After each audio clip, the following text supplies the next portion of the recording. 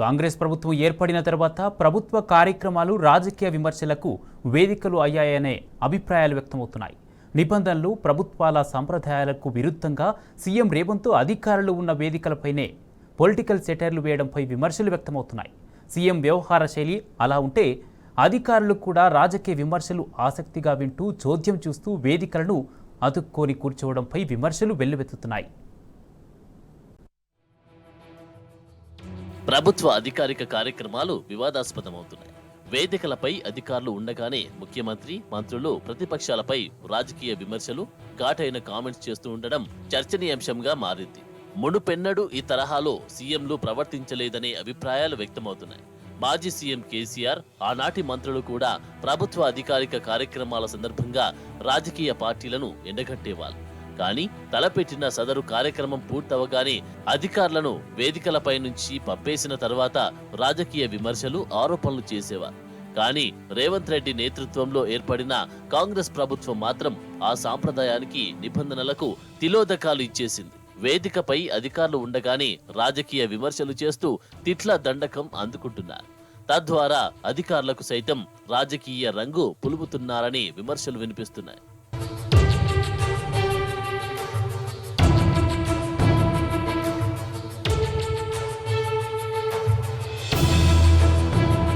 సచివాలయంలో సింగరేణి ఉద్యోగులకు ₹1,00,00,000 ప్రమాద బీమా పథకం ఆవిష్కరణ కార్యక్రమంలో ముఖ్యమంత్రి రేవంత్ రెడ్డి పాల్గొన్నారు.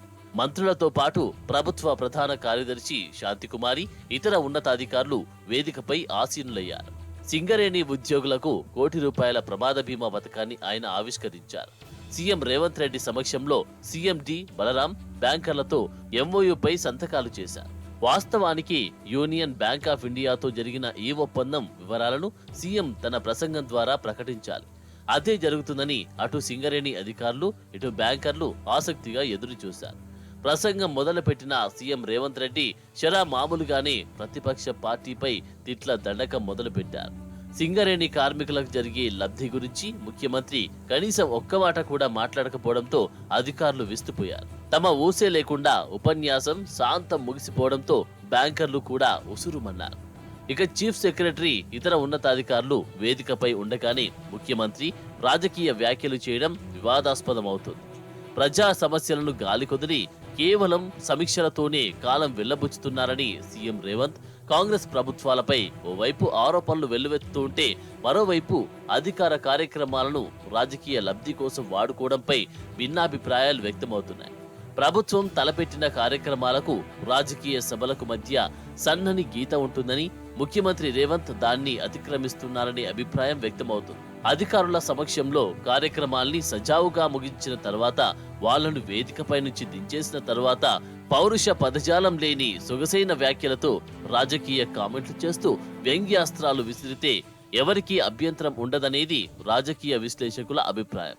అలా కాకుండా నిబంధనలను గాలికొదిలేసి, గత రివాజులకు తిరోధకాలు వదిలేసి వేదికలపై అధికారుల ముందే రాజకీయ విమర్శనాస్త్రాలు సంధించడం నైతికత కాదనేది ఎక్స్పర్ట్స్ వర్షన్.